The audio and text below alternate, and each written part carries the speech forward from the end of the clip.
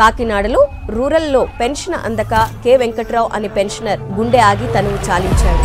EC ఆదేశాలతో పెన్షనర్ల bank ఖాతాలో పింఛను వేసింది ఏపీ ప్రభుత్వం.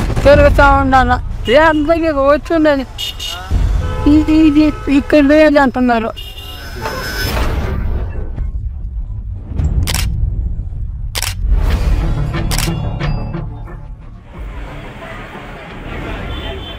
ఆడి నిలబడుకోలేకొచ్చేసిన నేను ఈ పొద్దే కదా మాకు దిప్పిస్తున్నారా.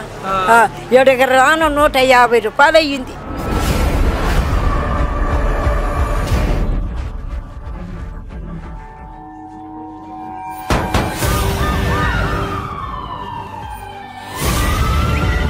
ముసలి వాళ్ళు కానీ వితంతులు కానీ వారి కళ్ళల్లో నీరు తెప్పించిన వ్యక్తి ఈరోజు చంద్రబాబు నాయుడు.